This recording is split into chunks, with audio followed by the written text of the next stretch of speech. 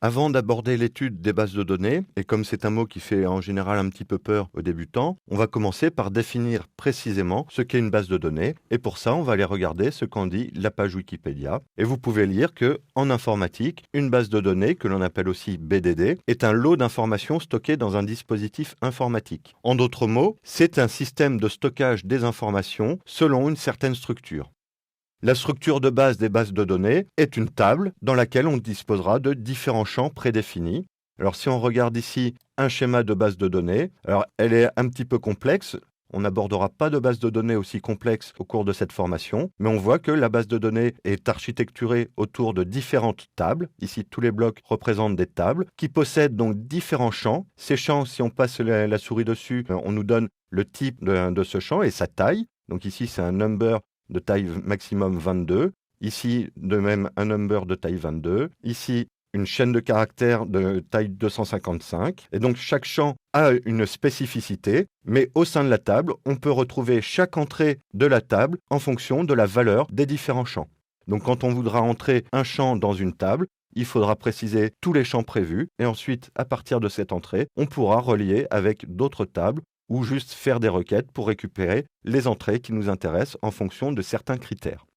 Alors ici, cette table est un peu complexe, je l'accorde, et donc on va pouvoir regarder celle-ci qui est un peu plus sommaire, et donc qui représente 3 tables dans la base de données. Une table avec un code d'activité et un nom d'activité, une autre avec le code d'activité, la date et un numéro de route, et enfin une troisième avec la date, un code d'activité et toujours le numéro de route. Et donc, on peut voir qu'ici, si on sélectionne une entrée en fonction de son code d'activité, on va voir qu'on pourra, à partir de celle-là, retrouver dans cette table-là toutes les entrées dont le code d'activité correspond à la ligne en question ici. Donc, pour essayer de résumer, une base de données est un ensemble de tables dans lesquelles vous déterminez les différents champs à connaître par rapport à une entrée donnée de la base, et vous pourrez ensuite utiliser des requêtes pour pouvoir récupérer la valeur de ces entrées. Alors, on a déjà commencé à aller un petit peu plus loin, puisqu'on a parlé de requêtes. En réalité, la base de données, elle, ne gère que le stockage des informations, en particulier en mettant en place des systèmes d'index qui vont vous permettre, par rapport à des valeurs indexées, d'optimiser les processus de recherche.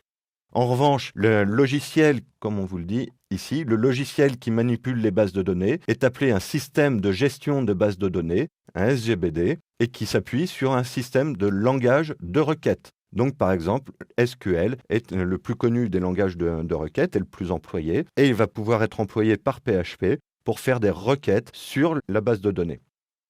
Dernière chose importante à savoir, c'est que la base de données est vraiment une entité autonome, c'est-à-dire qu'elle dispose de son propre serveur, et donc à chaque fois que vous allez faire des requêtes en PHP, vous allez devoir appeler le serveur de la base de données pour lui demander les informations.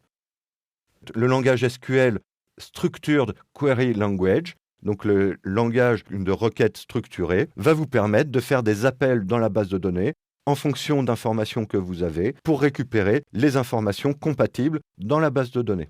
Et donc en particulier le SGBD que nous allons utiliser avec PHP et qui est probablement le plus commun est le SGBD MySQL, donc qui implémente le langage SQL et qui va permettre de créer une relation entre PHP et votre base de données. Donc c'est à lui que vous allez transmettre des instructions et qu'il va vous renvoyer le résultat des requêtes que vous aurez faites. Alors bien entendu, tout cela reste pour le moment très théorique, mais les choses vont s'éclaircir largement quand on va commencer à traiter des bases de données.